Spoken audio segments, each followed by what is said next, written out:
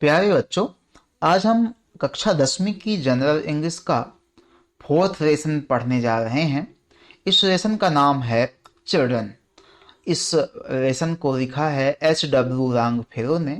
H.W. इनका short form है। इनका पूरा नाम था हेनरी वर्ड्सवर्थ लॉन्गफेलो। इन्होंने अ, अपनी कविता का टाइटल चिल्ड्रन दिया है। इसका मतलब इन्होंने बच्चों के बारे में ये कविता लिखी है। आपके इस लेसन में 6 स्टेंजाज हैं, यानी 6 पद्यों की कविता है। इनकी जो ओरिजिनल पोएम है चिल्ड्रन, उसमें टोटल 9 स्टेंजाज हैं, 9 पद्य हैं। लेकिन आपके पाठ में 6 पद्यों को, 6 स्टेंजाज को इंक्लूड किया गया है। तो चलिए इस पाठ के स्टेंजा बाई स्टेंजा मीनिंग्स और अर्थ समझ लेते हैं। कम टू मी ओ ये चिल्ड्रन। पहली लाइन में कवि कहता है कि बच्चों मेरे पास आओ। कम टू मी, मेरे पास आओ। ओ ई चिल्ड्रन, ई पुरानी इंग्लिश में कवि या लेखक यूज करते थे। उसका मतलब है ई का यू, वाई ओ यू। तो और ये वाई ओ यू जो है वो सिंगुलर के लिए नहीं बल्कि प्लूरल के लिए यूज होता है, बहुवचन के लिए यूज होता है, क्योंकि चिल्ड्रंस क्या है, बहुवचन है। तो पहली लाइन में H.W. लॉन्गफेलो साहब कहते हैं बच्चों को संबोधित करते हुए कि हे बच्चों मेरे पास आओ। और ऐसा क्यों कहते हैं? सेकंड लाइन देखिए, for I hear you at your play. क्योंकि आई हियर यू, मैं आपको सुनता हूं। एट योर प्ले, जब आप लोग खेलते हो, तो खेलते समय जो आप आवाजें निकालते हो चंचलता भरी, उनको मैं सुनता हूं। और जब मैं आपकी आवाजें सुनता हूं, खेलते हुए आपको सुनता हूं, देखता हूं, तो क्या होता है? तीसरी लाइन में बताते हैं, एंड द क्वेश्चंस, और वो सारे प्रश्न। क्वेश्चंस मीन्स प्रश्न, the question means special question, जिसके बारे में हम जानते हैं या कवि ने हमको बता दिया है या कवि स्वयं जानता है, वहां द का यूज होता है। एंड द क्वेश्चंस दैट, यहाँ परप्लेक्स्ड लिखा है लेकिन इसका जो उच्चारण है वो परप्लेक्स्ड होता है, perplexed. And the questions that perplexed me, और वो क्वेश्चन जो मुझे परेशान कर रहे हैं। परप्लेक्स्ड मीन्स होता है एनर्जियस, वरीसम, कंफ्यूजिंग, परेशान करने वाले, चिंता में डालने वाले। ऐसे क्वेश्चन जो मुझे चिंतित करते हैं, कंफ्यूज करते हैं, परेशानी में डालते हैं। हैव वेनिस्ड क्वाइट अवे, पूरी तरह से, तुरंत ही गायब हो जाते हैं। वेनिस्ड मीन्स होता है डिसअपीयर, हिंदी में गायब होना। क्वाइट माने कंप्लीटली, कंप्लीटली माने पूर्णतया, पूरी तरह से। अबे माने दूर हो जाते हैं। तो कहता है कि यदि आपको मैं सुनता हूं खेलते हुए, तो मेरे वो सारे प्रश्न जो मुझे हमेशा परेशान करते रहते हैं, वो अचानक ही पूरी तरह से गायब हो जाते हैं। ये इनके पहले स्टेंजा की मीनिंग्स है। चलिए दूसरे स्टेंजा में चलते हैं। तो कहते हैं, ई ओपन द ईस्टर्न विंडोज। ई मैंने पहले बताया यू है।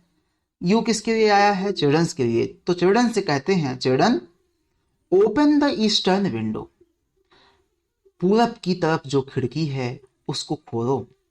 ए बच्चों, जो पूरब की तरफ खिड़की है, जिसका फेस पूरब की तरफ है, उस खिड़की को आप खोलिए। दैट लुक्स टुवार्ड द सन, जिसका फेस सूर्य की तरफ है या जिसका मुख सूर्य की तरफ है, जो सूर्य की तरफ खुलती है, यानी खुलने पर सीधे सनशाइन या सूर्य की रोशनी कवि को प्राप्त होती है। Where thoughts are singing swallow। swallow एक बर्ड का नाम है, चिड़िया का नाम है, जो पश्चिमी देशों में पाई जाती है। आपके यहाँ गौरैया जैसी ही एक छोटी सी चिड़िया है। Where thoughts are singing swallow, जहां विचारों को कौन गाता है? वो चिड़िया गाती है। जो मेरे ये विचार हैं, जो मेरे दिमाग में ये विचार आ रहे हैं, ये इन विचारों को वो चिड़िया गाती है। And the books of morning run, और सुबह रूपी नाला, पानी का एक छोटी नदी वहाँ बहती है। ब्रूक मीन्स होता है स्मॉल रिवर, एक छोटी नदी। तो कहता है कि कभी बच्चों पूरब की तरफ जो खिड़की है उसको खोलो ताकि मुझे सनशाइन, सूर्य का प्रकाश मिल सके। सूर्य का प्रकाश आप जानते हैं तेज का प्रतीक है, ऊष्मा का प्रतीक है, प्रकाश का प्रतीक है। Where thoughts are singing sorrow, जहाँ विचारों को चिड़िया गाती है, मतलब चिड़िया विभिन्न प्रकार के विचारों को मेरे अंदर लाती है। And the books of morning run, और सुबह का जो झरना है, नदी है, वो उधर बहती हुई दिखाई देती है। ये इस सेकंड स्टेंजा का मतलब है। थर्ड स्टेंजा में कहते हैं अब यहाँ कवि अपने हृदय की, अपने दिमाग की तुलना करता है, कंपैरिजन करता है बच्चों से। तो देखिए क्या कहते हैं, in your hearts are the words and the sunshine. In your hearts are the word and sunshine. कवि कहता है कि बच्चों, आपके हृदय में वर्ड्स हैं और सनशाइन है। अब ऐसा नहीं है, कवि असल में क्या है, कवि जब अपनी भाषा में लिखते हैं तो उसका शाब्दिक अर्थ कुछ अलग होता है और भावार्थ अलग होता है।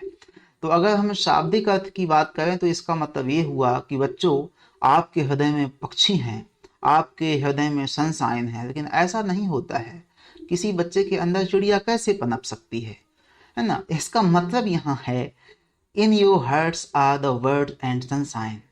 जिस प्रकार से वर्ड्स जो होती हैं वो चंचल होती हैं, चपल होती हैं, उसी प्रकार की चंचलता आपके हृदय में है। एंड सनशाइन, जिस प्रकार से सूर्य का प्रकाश, सूर्य की चमक, सूर्य की ऊष्मा होती है, उसी प्रकाश का निश्चल प्रकाश आपके हृदय में है। मतलब यहाँ कवि सीधे कंपैरिजन करता है, उपमा अलंकार का प्रयोग करता है। इंग्लिश में इसको मेटाफोर बोलते हैं।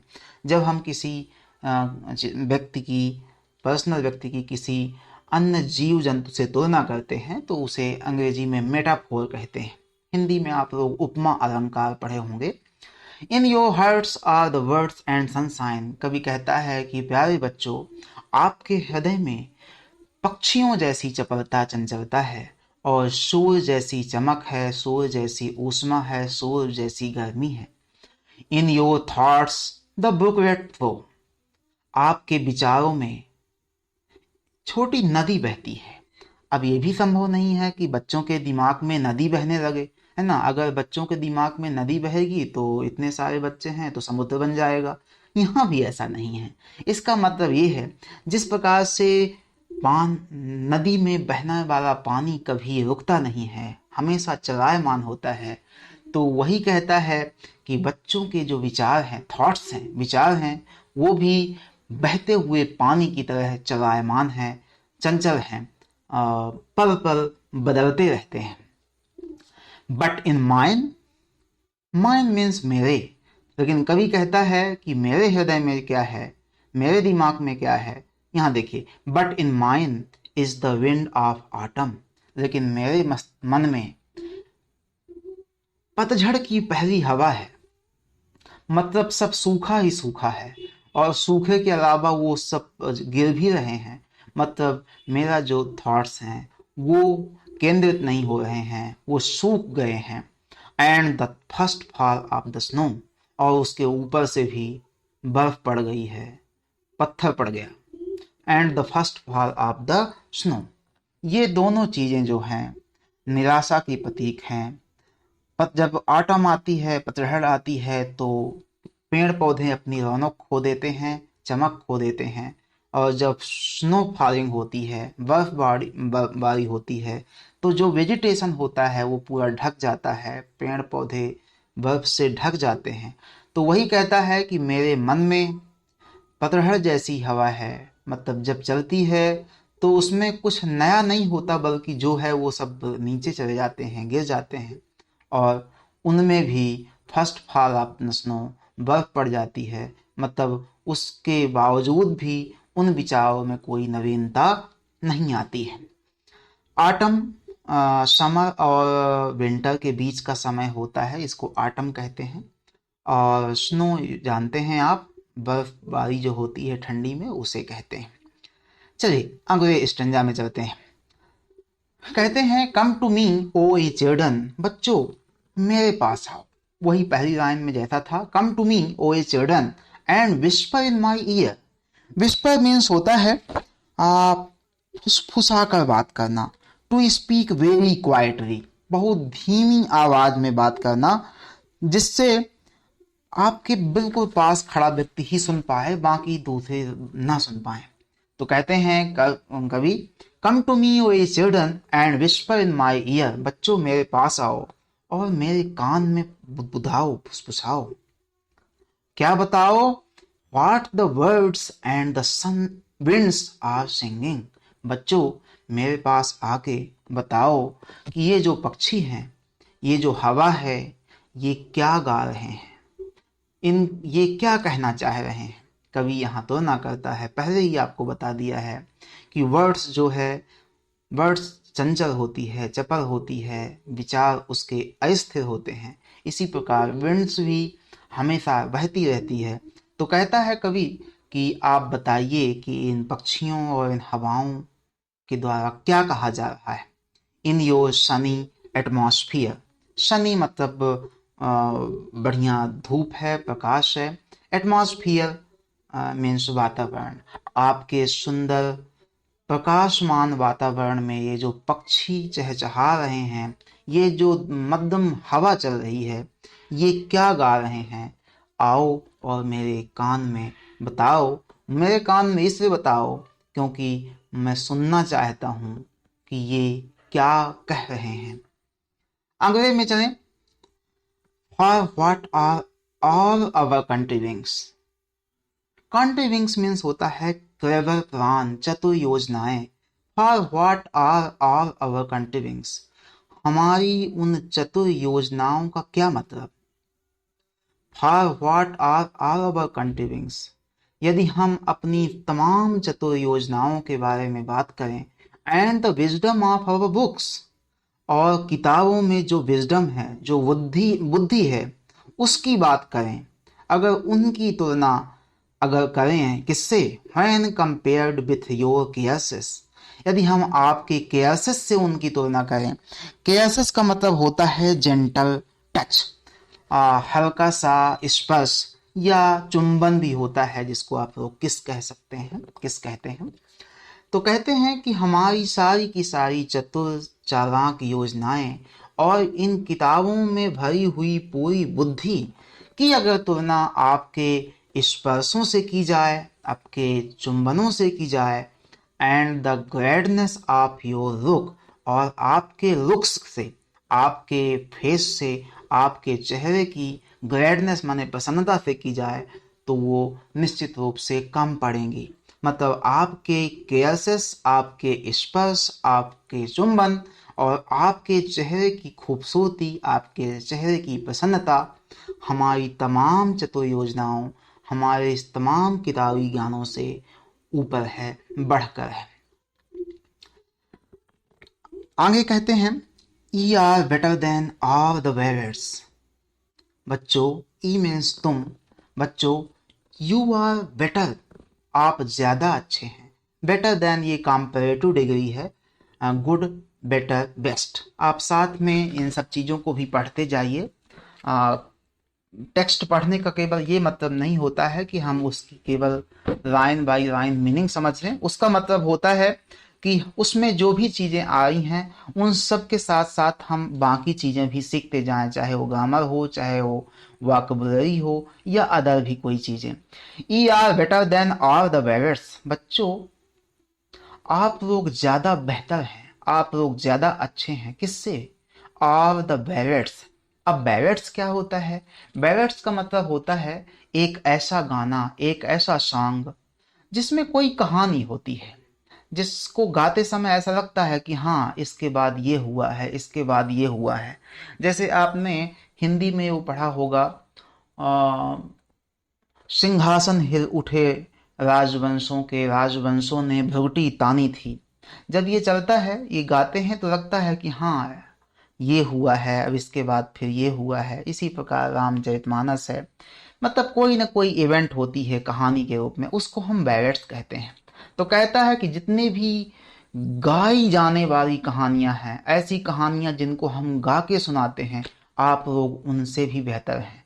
मतलब चाहे हम उन कहानियों को सुने और चाहे आपको सुन रहे हैं, तो आप निश्चित रूप से बेटर हैं, अच्छे हैं।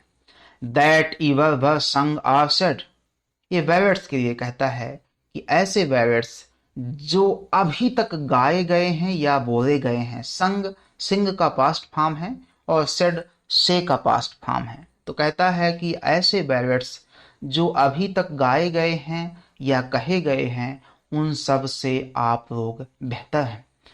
For E R living poems, ऐसा क्यों कहते हैं? फॉर जहां भी होता है कविताओं में, उसका मतलब होता है विकास। क्योंकि यू आर लिविंग पोएम, आप लोग तो जीती जागती कविता हैं, आप तो साक्षात कविता हैं।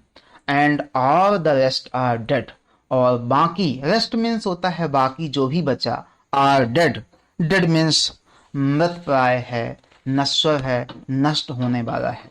मतलब आप लोग एक सजीव कविताएं हैं, इनको गाने की आवश्यकता नहीं है, और बाकी सारी चीजें सजीव कवि ने नहीं कहा है, उनको सब निर्जीव कहा है। इस प्रकार से ये पोएम समाप्त होती है। धन्यवाद। इसके आंसर, क्वेश्चन और आंसर मैं अगले वीडियो में शेयर करूंगा। ओके।